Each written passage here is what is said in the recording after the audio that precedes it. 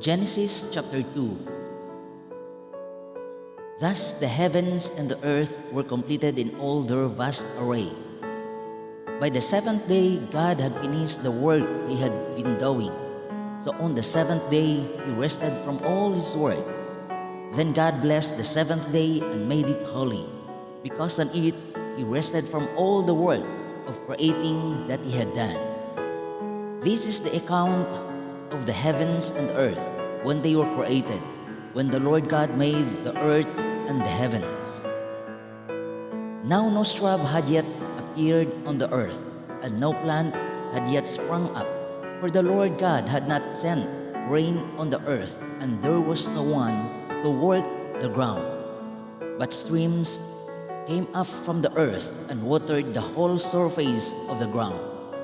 Then the Lord God formed a man from the dust of the ground and breathed into his nostrils the breath of life, and the man became a living being.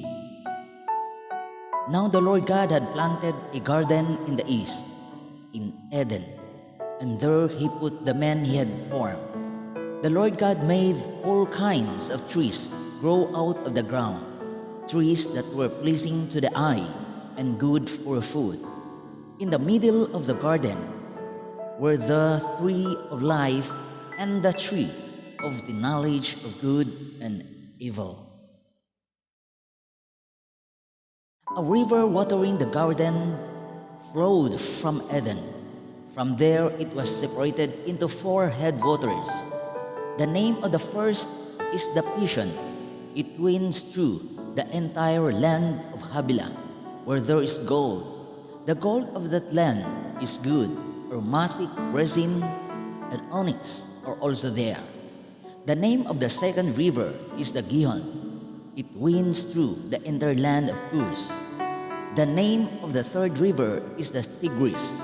It runs along the east side of Ashur, and the fourth river is the Euphrates. The Lord God took the man and put him in the garden of Eden to work it and take care of it. And the Lord God commanded the man, "You are free to eat from any tree in the garden, but you must not eat from the tree of the knowledge of good and evil, for when you eat from it, you will certainly die." The Lord God said, "It is not good for the man to be alone. I will make a helper suitable for him." Now the Lord God had formed out of the ground all the wild animals and all the birds in the sky. He brought them to the man to see what he would name them. And whatever the man called each living creature, that was its name. So the man gave names to all the livestock, the birds in the sky, and all the wild animals. But for Adam, no suitable helper was found. So the Lord God caused the man to fall into a deep sleep. And while he was sleeping, he took one of the man's ribs and then closed up the place with flesh. Then the Lord God made a woman from the rib he had taken out of the man, and he brought her to the man. The man said, "This is now bone of my bones and flesh of my flesh.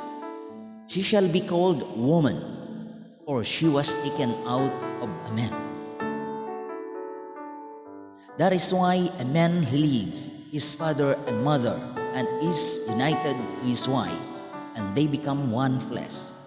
Adam and his wife were both naked, and they felt no shame.